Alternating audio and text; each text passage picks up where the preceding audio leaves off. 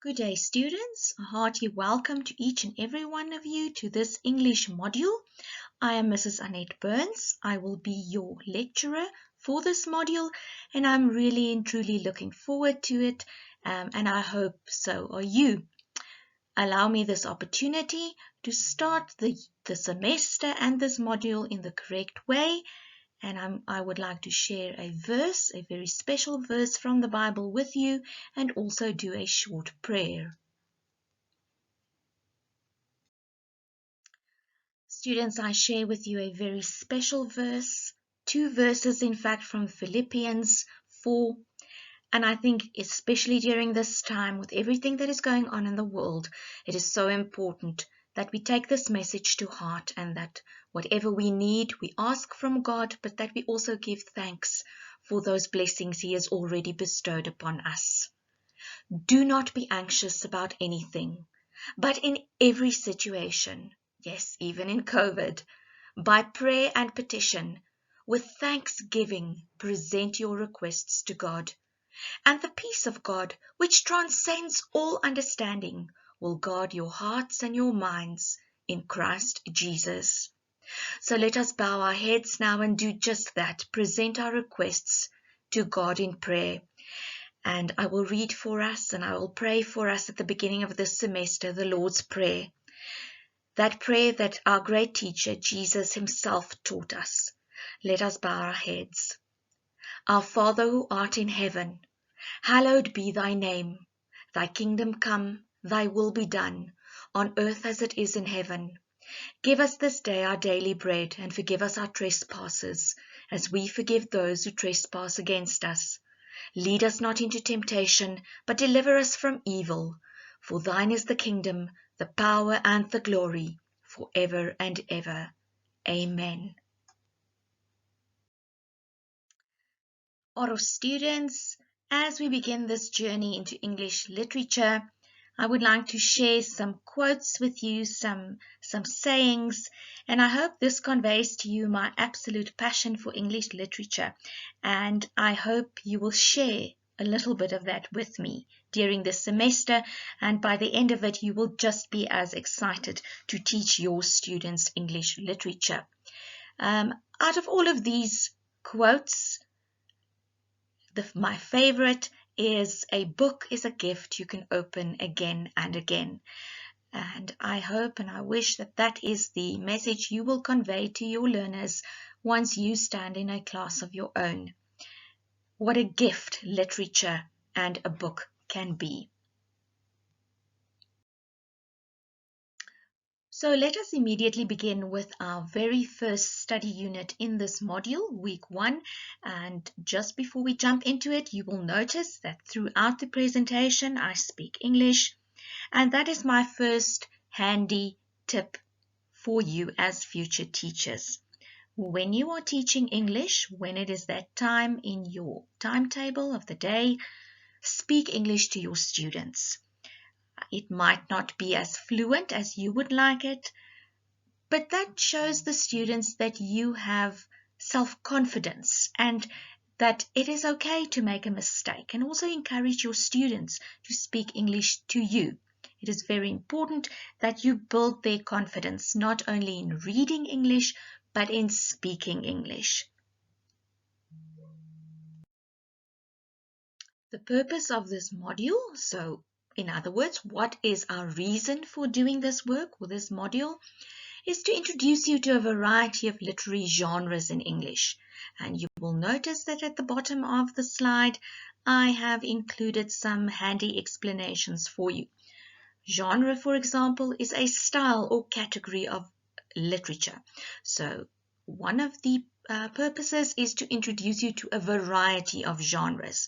We will look at different types of stories and literary texts.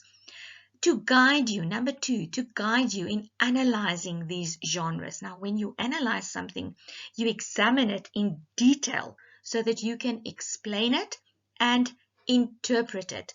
And on that note, I would like to make you aware of the fact that each and every one of us can interpret a story in a different way, as long as you can substantiate and give me an explanation and a reason for your interpretation. Number 3, you will look further than the story and analyze the hidden meaning and the way in which the author creates this meaning. An author always has a hidden meaning in the story. A story must never be taken at face value. There's always a story behind the story. And lastly, to equip you with the basic language tenets of English. Now, a tenet is a principle or a belief. So you should be at the end of this module able to use the basic tenets, the basic principles, the basic rules of English correctly. In the previous slide, we discussed the purposes of this module, and the purpose refers to why we are doing something. Now, the module outcomes, they refer to what you should be able to do. And first and foremost, you should be able to communicate effectively. Now, you are going to use language in a variety of ways. You are going to use it to communicate visually, meaning it could be text or pictures. Symbolically, there's always symbolic meaning behind language, and also other language skills, which we will discuss as we move further into this module. You should also have the ability to be culturally sensitive across a range of social contexts. What this basically means is when you are discussing a particular text, you should be sensitive to the fact that people from particular groupings or religions or beliefs could interpret things in different ways than you interpret them, and you should be sensitive to that. You should show appreciation for English literature and language. Remember, just as in art, we do not have to like everything we see or read, but we can appreciate the talent behind that piece of writing or that piece of text. And this is also a very important outcome you should convey to your students. We do not like everything, and it doesn't necessarily speak to you, but you can appreciate it. You should recognize the need for the use of literature and language in the foundation phase.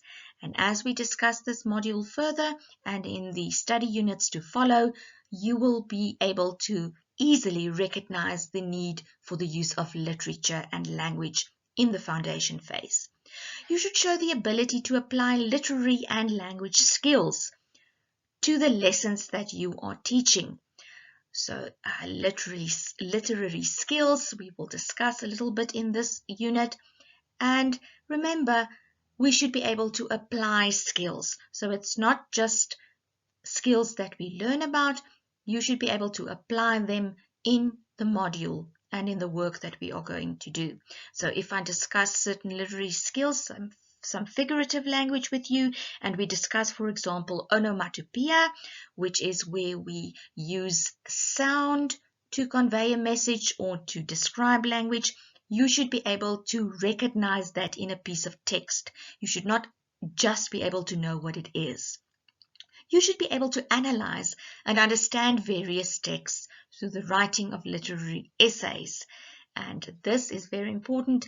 The analyzing and the writing of a literary essay will form part of your semester assignment. And you should choose and evaluate applicable texts for teaching English, both literature and language. This will be a very important part of your teaching, where you will evaluate and choose text for your learners that is suitable for their age group, their background, the school that you are teaching at. Those are all very important skills. If we have a look at our work schedule, you will notice that in week 1, we will be busy with study unit 1, which is just a basic introduction to literature and literary elements. And you will also find the information, the slides, other important documents for this unit on your e-class. And I want to encourage you to visit your e-class regularly, and also throughout this module refer to your study letter and your study guide regularly, so that you have all of the important information. And throughout the module, each week, I will also upload important information that you will need not only to understand the unit, but you will also need for your assessments. And on that note, I want to draw your attention to next week, week 2, where there will be an assessment activity 1, which will be an e-quiz on literary elements. Now, literary elements, that is what we are discussing in this first study unit. So that is very important. Make sure that you study all of the relevant documents. On the next slide, on the second page of the work schedule, I would like to draw your attention to week 8, which is the 3rd of September, and you will notice that that is the day where you have to submit your semester assignment. So please plan your studies accordingly so that you can start as soon as the assignment is uploaded and you have the relevant information, and you can start with your semester assignment, which must be submitted no later than the 3rd of September. Your study material consists of the Yellow Wallpaper, a short story by Charlotte Perkins Stetson, Was It Heaven or Hell by Mark Twain, Foundation English, a textbook by Gia Brink, and that is available at Boekenoot Boekwinkel, and of course your English 221 study guide. Please note that both the Yellow Wallpaper and Was It Heaven or Hell is available on eClass, or will be made available on eClass, and I encourage you to read both of them as soon as possible. Do not wait until we discuss them. That also allows you time to read it more than once, because remember, every time we read a story, we notice different elements, we notice a different point of view. So I want to encourage you to start reading as soon as possible and also read them more than once. Your semester assignment will be a critical analysis of the story Was It Heaven or Hell by Mark Twain, and there is just some information. All of this will also be available on eClass. Please note the submission date, the 3rd of September 2021. Please note the word limit. And please note that you must pick one of the topics below. Please do not write your essay on all of them. Very important, include your chosen topic, one of the ones that you are going to choose. Remember, you will choose only one of the topics that I will mention just now. Include your topic in your essay by referring to it in your introductory paragraph, so that when I read that first paragraph, I know immediately which one of the topics you chose. The font that you must use, Arial or Times New Roman. I am more partial to Arial. It does, to me, it looks much neater and more put together, but if you want to use Times Roman, you are welcome. The font size in your text, it must be 12, but for larger, for headings and so on, you may use 14. The spacing, please use 1.5 spacing throughout, but if it is a longer quotation, single spaced and separated from the text. We continue to look at our semester assignment, which will be a critical analysis. The paragraphs, you can divide your paragraphs by leaving a blank line between each. Do not add any pictures. Please remember that this is an academic essay.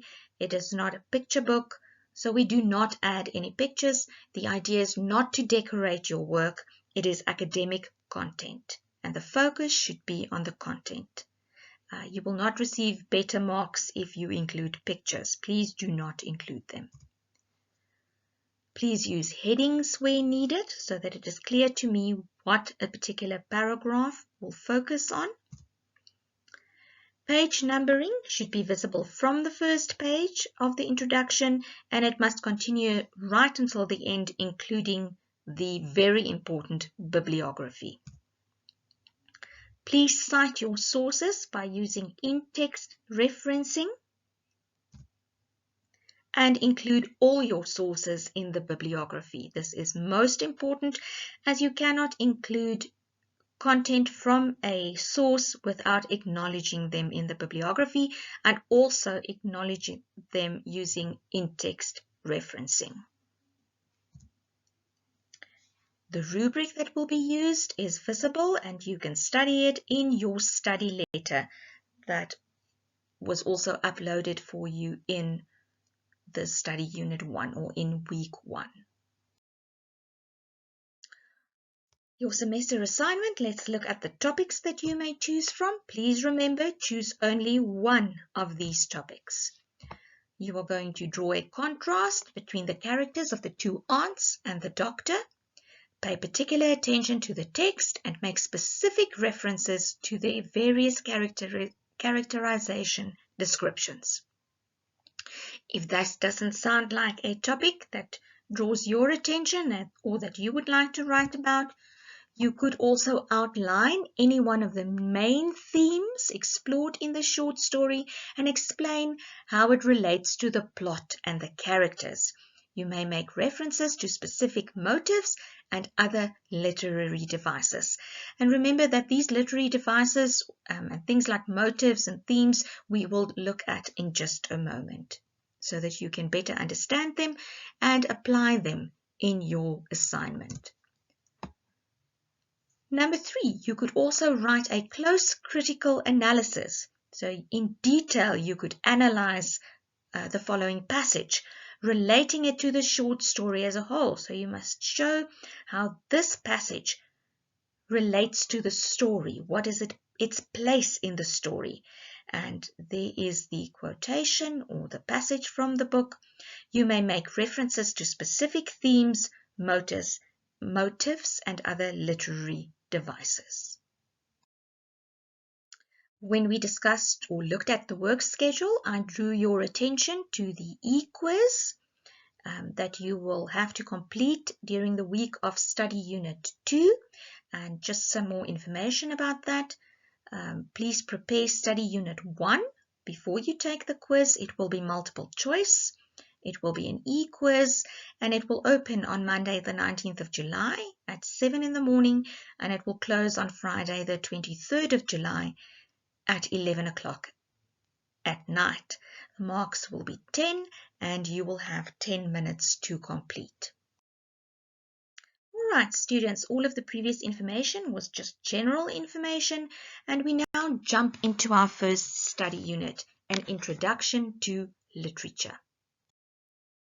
The famous Russian novelist Boris Pasternak said, "Literature is the art of discovering something extraordinary about ordinary people and saying with ordinary words something extraordinary." And I think this quote beautifully explains what literature is.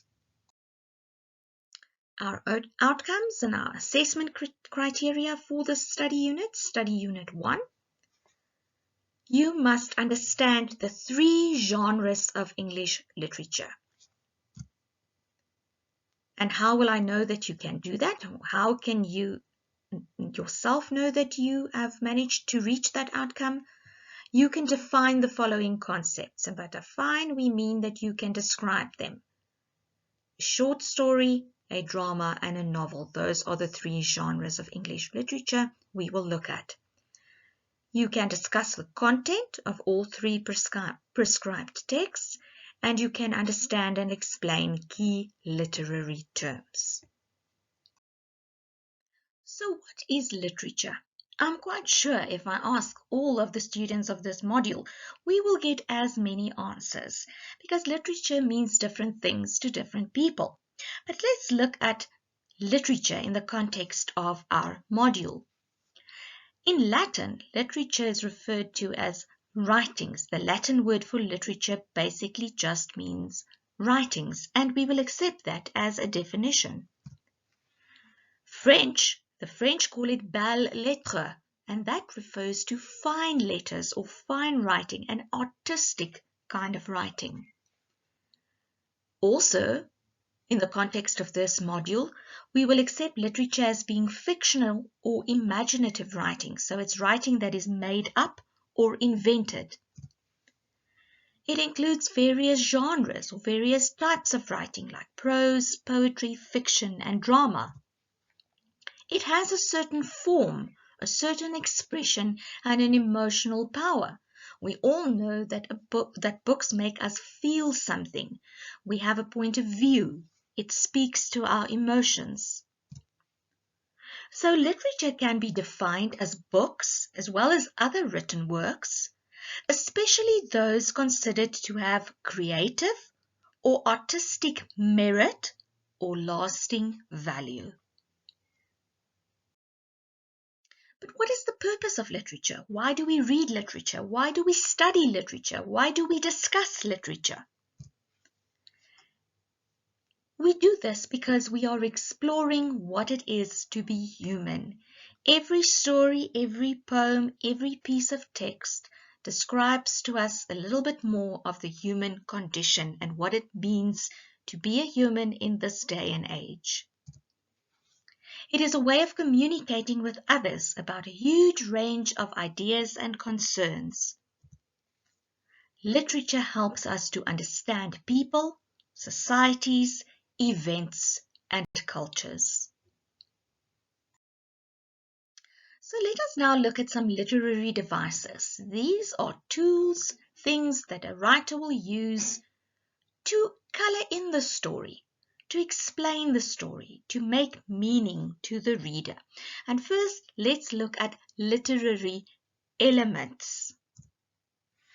Now, literary elements have an inherent existence in a literary piece. And what that means is they exist in the literary piece. You will find them in the story, in the literary piece, as a permanent, an essential, or a characteristic feature. So they are there permanently, they are essential, so they must be there, or they have a characteristic feature, so they have an inherent existence. They are part of the story. They are a permanent and needed, much needed part of the story. And they are extensively employed, meaning they are widely used and often used by writers to develop a literary piece. And they can be things like plot. Plot is basically what happens in the story, the setting where it takes place, and the narrative structure, meaning how the story is conveyed. It can be characters, it can be the mood, the theme, the moral. So literary elements are used to develop your story, or the writer uses it to develop the story, because a story can never end the same way it began. There must be some development. Something must happen. Something must change. Some characters must be described. Writer simply cannot create his desired work without including literary elements in a thoroughly professional manner. Remember what we said? They exist in the literary piece as a permanent and essential feature. They must be included by the writer in his piece of writing. In the previous slide, we discussed literary elements, and remember what we said? Literary elements are permanent parts of the text, and the writer must use them. So they are permanent and they are essential. Literary techniques, the writer does not have to include them in the text. So one could say that where the literary elements are the must-have parts of the text, the literary techniques are the nice-to-have parts of the text. They can be certain structures that are used in the text, words or phrases, and the writers employ these techniques to achieve not just artistic ends. So they don't just want to make the story seem and read beautifully, but also to help the reader to gain a greater understanding. So to understand the story even better and an appreciation of their literary work. Remember, literature is art, and although we don't have to like all art, we can appreciate all art. So a writer will very often use these literary techniques to help you to appreciate the beauty of the work even more. Examples that the writer could use is a metaphor, a simile, alliteration, hyperbole. Please take a careful look at that word. It is pronounced hyperbole, and allegory. These are all things that the writer can use to make you understand the work more and appreciate the literary work more. And we will discuss each of these at a later stage. So literary techniques are not unavoidable in a literary work. That means they don't necessarily have to be present in every text, but a good writer will use them, and he or she will use them often. Some common literary elements that a writer will often use, and remember again, the literary elements are those elements that are permanent and essential parts of the story.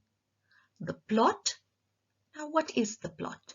A plot is the logical sequence of events that develops a story. So we could say it is the what of the story. What happens? The setting. It refers to the time and place in which a story takes place. It is the when and the where of the story. The protagonist. The protagonist is the main character of the story, novel or play, for example, Hamlet in Hamlet, the play by Shakespeare. The antagonist is the character who is in conflict with the protagonist, for example, Claudius, again in the play Hamlet. Some people like to call the protagonist the good guy and the antagonist the bad guy. So here we can see a comparison between the protagonist and the antagonist and their character traits. Now remember, they do not each have to have all of these character traits, but in a protagonist you would expect to find character traits such as loyalty, being brave, courage, perseverance, hardworking, whereas the antagonist would be arrogant, foolish, rude, jealous, lazy, all of those negative character traits. And also in the Venn diagram, you can see the reason for the conflict in the story. The main conflict is usually where the antagonist's goals and values meet up with the protagonist's goals and values, and they are not the same, thereby creating the conflict in the story. Let us also look at the narrator as a literary element.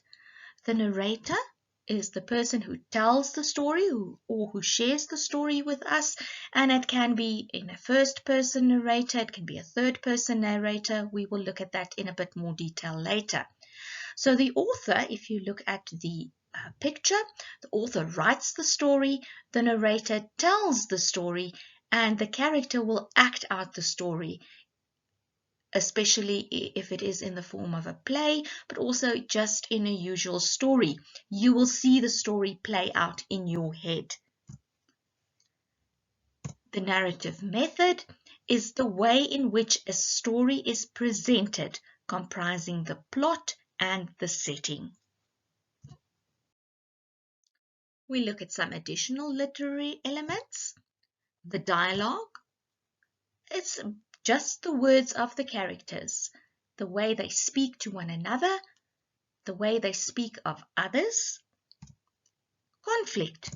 Conflict is an issue in a narrative around which the whole story revolves. So it is that conflict that is created between the values and the ideas of the protagonist and the values and the ideas of the antagonist. And this conflict is the issue around which the whole story will revolve. The mood of the story is the general atmosphere of the narrative.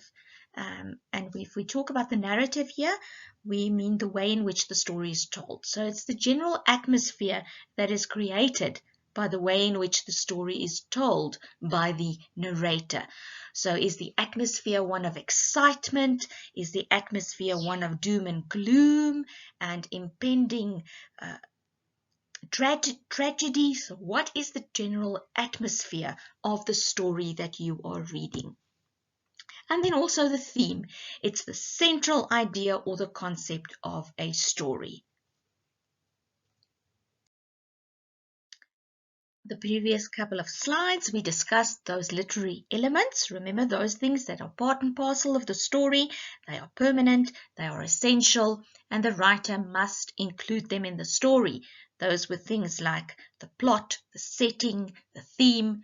Now let's look at the literary techniques, those nice to have elements of a story that writers will also use to make you understand the story better and appreciate and enjoy it a little bit more.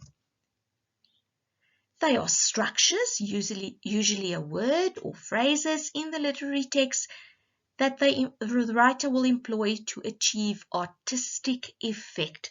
So he will make the story more enjoyable, more beautiful. The words, the text will be more beautiful to read.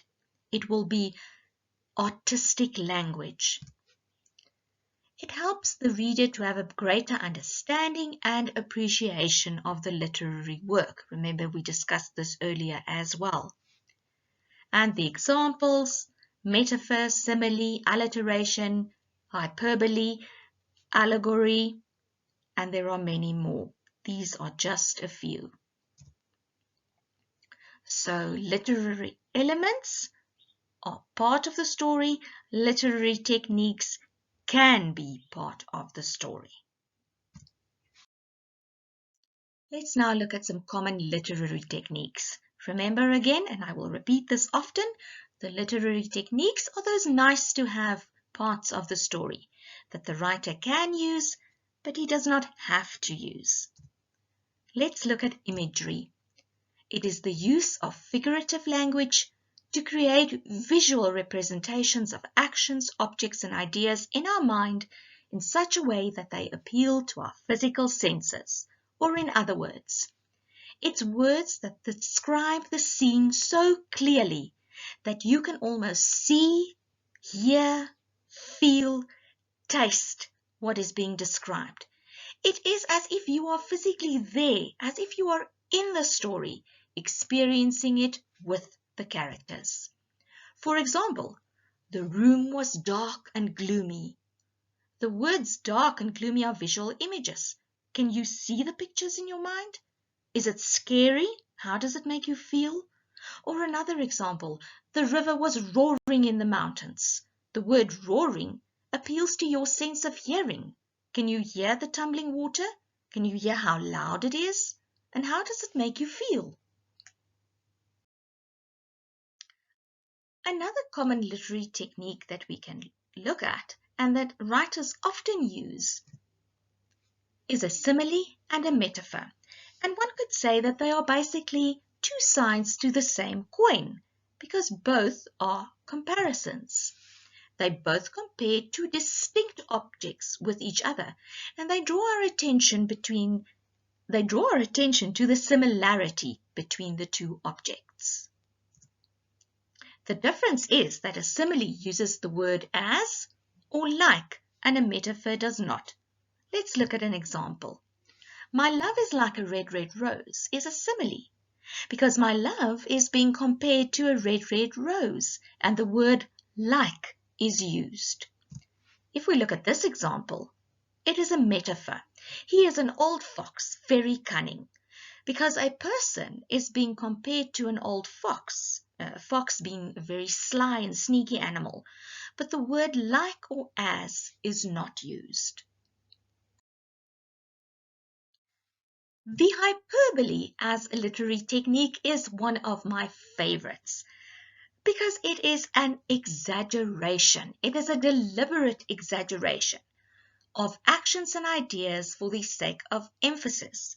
So you will exaggerate, make more, include more of an example of something for the sake of emphasis. It might not necessarily be true. Let's look at one example.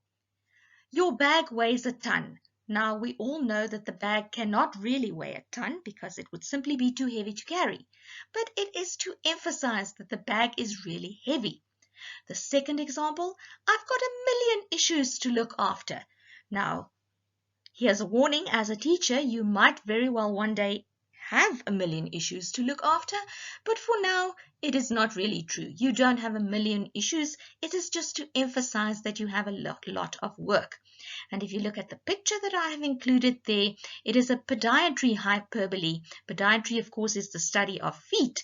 And we often, if we are very tired, say, my feet are killing me, which is not the truth. Your feet cannot put poison in your coffee and they thereby kill you. But it basically just emphasizes the fact that your feet are really sore and that you are really tired. Hyperbole. Another common literary technique that really colors in the story is euphemism. And we often find euphemism in stories that are a bit older, in the 18th century or early 19th century, because certain things were just not mentioned in polite conversation. So it is an inoffensive expression used in the place of a blunt one that is felt to be disagreeable or embarrassing or even just offensive. Here's an example. A lot of the time people will say, instead of saying he died, they will say he passed on or he passed away. And we know from early 18th and 19th century literature that, for example, it was not polite to say that a woman was pregnant. It would be people would say she is in the family way or she is with child. If you look at the example on the picture, the person asks the gentleman, how is the task going? And him, instead of saying bluntly that he's getting all of the answers incorrectly or he cannot complete it, he's saying, I'm continuing to identify inappropriate solutions. And she, instead of bluntly saying, well, if you do not get the solutions, you might be fired, she says, you might find yourself between jobs if you keep that up. Personification is another common literary technique, and it gives a thing, an idea, or an animal human qualities. For example, the flowers are dancing beside the lake. Now we know that flowers cannot really be dancing, but if you think about that image, it might be the flowers swaying in the wind and they look like they are dancing. Second example, have you seen my new car? She's a real beauty. Now, beauty is a human quality, but I can just imagine in your mind, if someone tells you their car is a real beauty, what it would look like to you. To me, it would be a nice little small convertible Mini. Please look at the picture, and I'm sure all of the ladies can identify with this picture where we are giving human qualities to the cupcake. It is calling to us. It's saying, I'm yummy, eat me. The cupcake was calling to her. Now we know that a cupcake cannot really call to us, but that is how we often feel.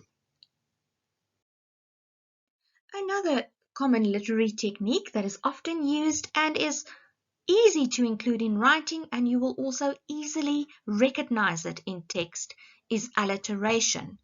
It refers to the same consonant sound in a word coming together or a consonant sound that is often repeated. Let's look at two examples. Better butter always makes the batter better, where the B sound is repeated. She sells seashells at the seashore, where it is the S and the sh sound repeated. And I've included one more example for you. Tigers.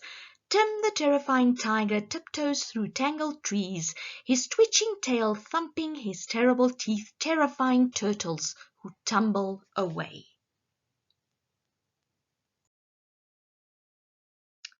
Assonance, one could say, is the opposite of alliteration, where alliteration focuses on the repetition of a consonant sound. Assonance focuses on the repetition of a vowel sound. So it's the repetition of identical or similar vowels in a sequence of nearby words. My bride's eyes widened with delight and smiled as I sighed at her sight. Please take note. The letter does not have to be identical. The focus is on the sound that is identical. If you look at the other example in the picture, the cat ran after the alligator past the pastry shop and the alleyway. There it is the A that is the same, but in the picture in the example on the slide, you can see it is not always the same letter, but it is the same sound that is repeated. Another common literary technique that is used is allegory. Now let's look at what it is. It's a literary technique in which an abstract idea, so it is not something that you can touch or feel or see. It is an emotion or a political idea or a religious idea, but it is given a form through the characters of the story, the actions or the events in the story. Another way of defining it, it is the expression of truths or generalizations about human existence by means of symbolic, fictional, remember fictional means it's not the truth, it's created, by symbolic fictional figures and their actions. And if you look at the picture, there is a picture of one of the most famous examples of allegory. It's the book Animal Farm by George Orwell. In this book, animals chase away the humans that live on the farm and work on the farm, and they take over the farm because they want to live in peace and they want to each live as equals. So in Animal Farm, written by George Orwell, it's an example of an allegory using the actions of the animals on the farm. Remember, they chase away the humans on the farm and then they take over the management. But it is not simply just a story about animals on a farm. It represents the overthrow of the last Russian Tsar, Nicholas II, and the communist revolution of Russia just before World War II. In addition, the actions of the animals on the farm are used to expose the greed and corruption of the revolution, because in the story Animal Farm, after they've chased away the humans, the pigs, who were the largest number of animals on the farm, they then move into the house. They start living like humans, and they do not treat the animals in the same way anymore. They become what they overthrew in the humans. So in the end, the pigs say that all animals are equal, but some animals are more equal than others.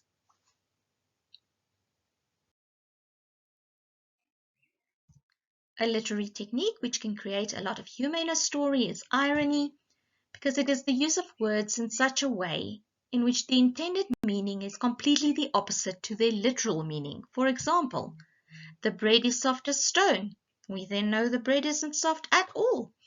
Or, so nice of you to break my new PSP. That is a little bit sarcastic, is it not?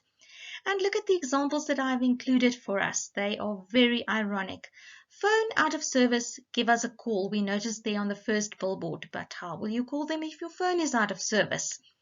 The second billboard, a literacy night at a school, with the word literacy spelled incorrectly. That is very ironic, and we hope the person who put up those letters will also be attending the literacy night. And the last one, a notice. We guarantee fast service, no matter how long it takes, which is very ironic because if it takes a long time, it is no longer fast service. Let's look at the three types of genres or types of literature we will be discussing for the sake of this module. They are novels, short stories, and drama. A novel is an extended work of fiction. Remember, fiction means that it is made up. It has more characters. It is a bit longer. It has a complex plot, so there's lots of intertwined ideas and things going on and things happening.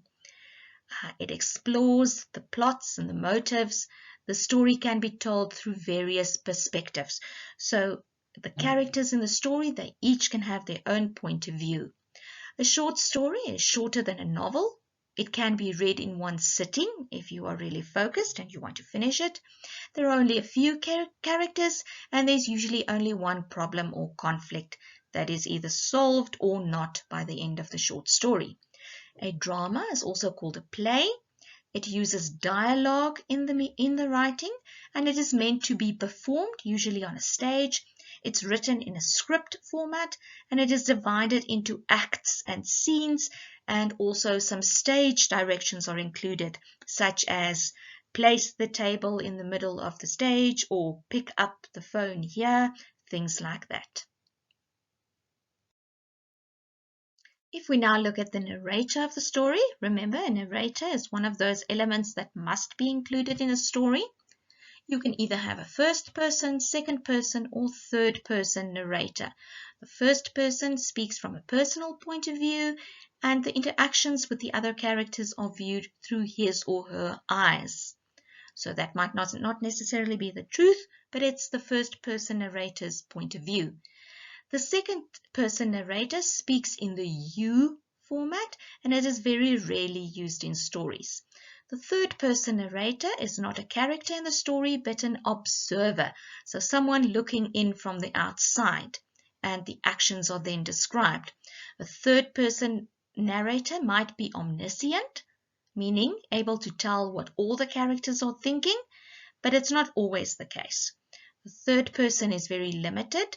The narrator tells you only what one character perceives at a particular time in the story, and the third person omniscient narrator can see into the minds of all of the characters. We now again look at a literary element that should be included. It's one of those essential elements of a story, the theme. It gives us a certain message about human life or human nature. It is the focus of the story that the writer is telling us, and the story itself is written because the author is using it as a comparison to discuss the theme. So the writer is using a particular theme that he or she thought about, and in able to discuss it with the world at large and with readers, he or she then writes a story. There will always be one major theme around which the story centers, but there can also be several minor ones. So in Jane Austen's book Pride and Prejudice, for example, it deals with many themes: matrimony, love, friendship, and affection. But the main theme, the theme around which the whole story basically resolves, is matrimony. And matrimony means being married. Minor themes are love, friendship, and affection. The element of motive is very similar to theme. It is a dominant or a recurring idea. In a literary work, a motive can be seen as an image. Image is a picture, a sound, an action, or other figures that have symbolic significance. So they mean something symbolic. They're a symbol for a bigger idea in the story, and it contributes toward the development of the theme. Motive and theme are linked in a literary work, but there is a difference between them. In a literary piece, a motive is a recurrent image, an idea, or a symbol that develops or explains a theme, while a theme is the central idea of message. Now, if you look at the top of your screen, an easier way to describe theme versus motive is if you have the central theme of love, the overall message, love, then a recurring element that conveys the message or that makes you think about this theme of love in the story is every time hearts or roses appear something. So they are linked. You have the theme of love in the story, and then every time there is an element or a picture of a heart or a rose mentioned in the story, you again think of the theme. So the motive would be the hearts and the roses, and that would make you think of the theme of love in the story. A symbol in a story, that is when a person, a place, or a thing in the story represents something beyond itself. So, for example, if you look at the three pictures, a symbol of the scales would, in a story, if it's a symbol for a particular something, it would not just represent scales, it would represent justice.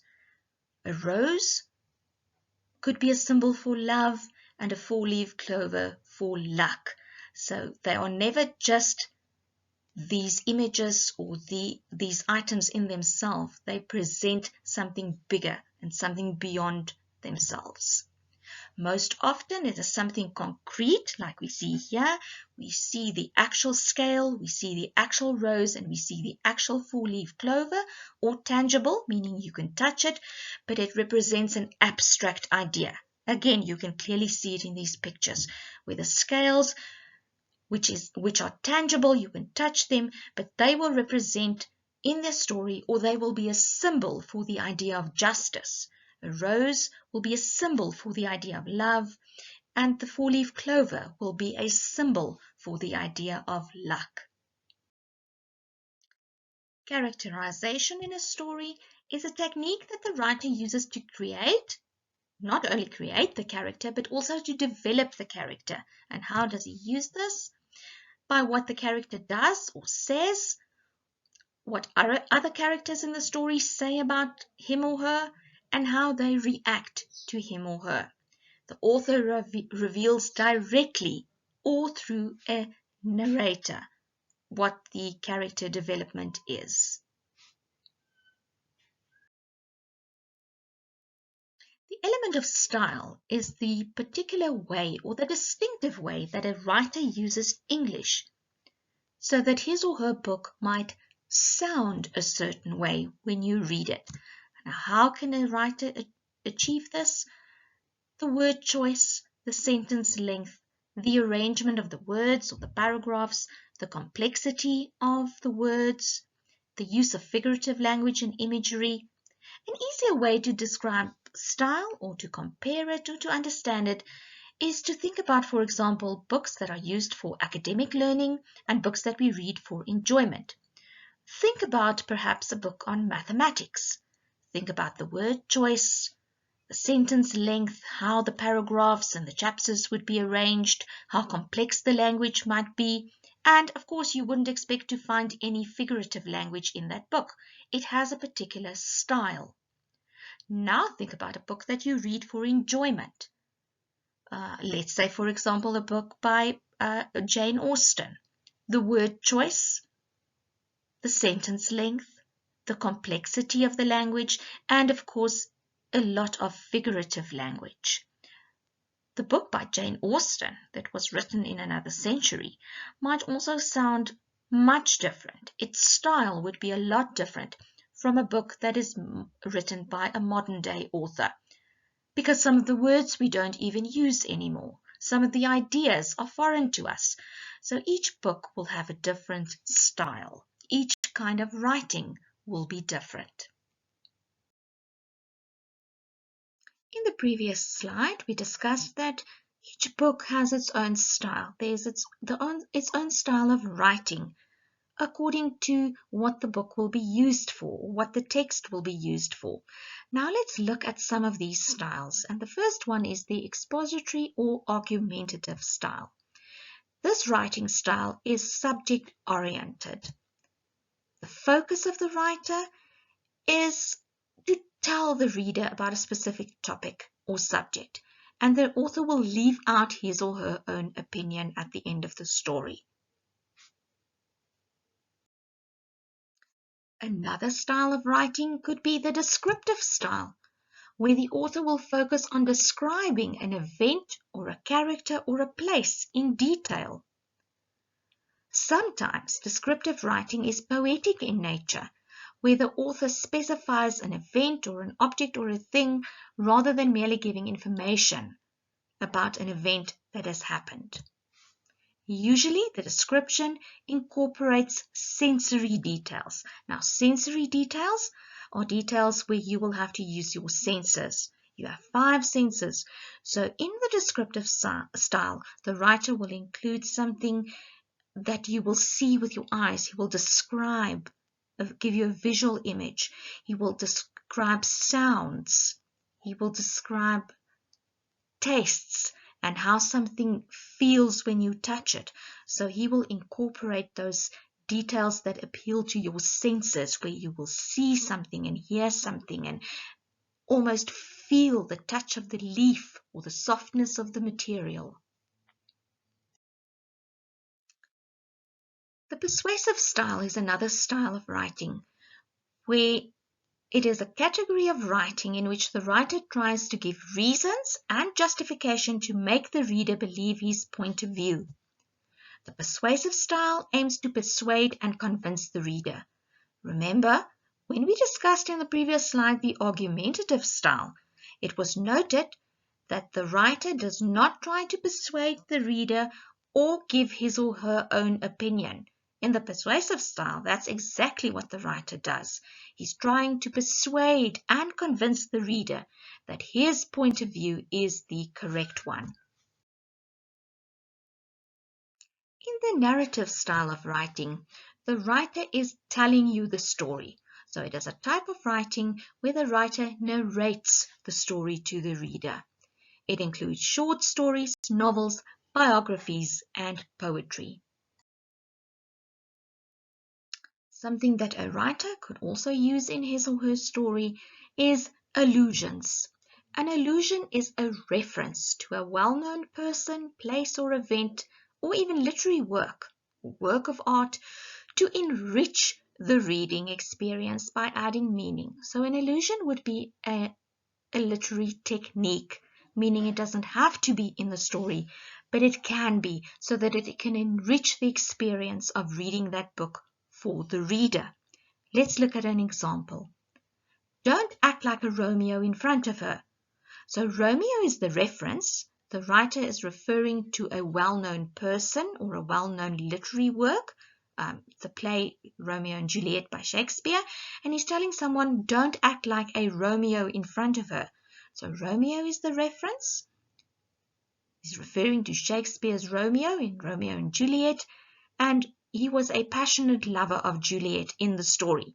So he's basically telling this person, don't act like a Romeo. Don't act like such a passionate guy in front of this girl.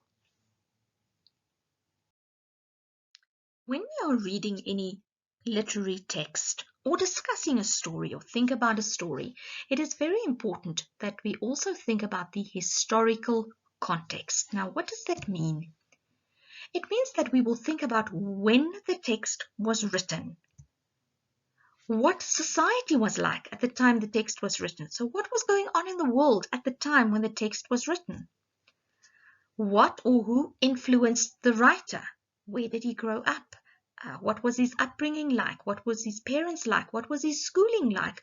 Those are all things that might have influenced the writer. And what political or social influences there would have been? What was the political landscape like at that time? Were there any social problems at the time? And how would these have influenced the writer? All of this includes the historical context. And when we are discussing a literary text, we must always keep them in mind. We have spoken about characterization, about the protagonist and the antagonist, but let's look at it again quickly.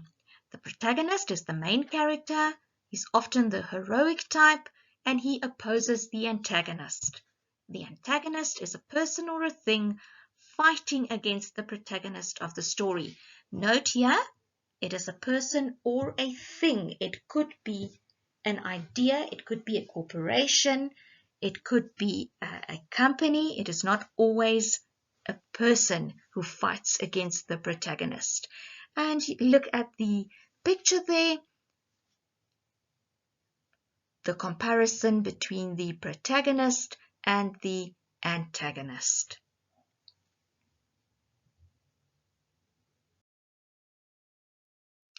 Conflict, one of those literary elements, meaning it must be in the story.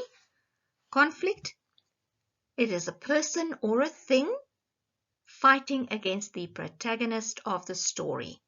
So conflict in literature can be within the person, it can be conflict within himself, it can be with someone else, it can be with society, and it can be conflict with nature.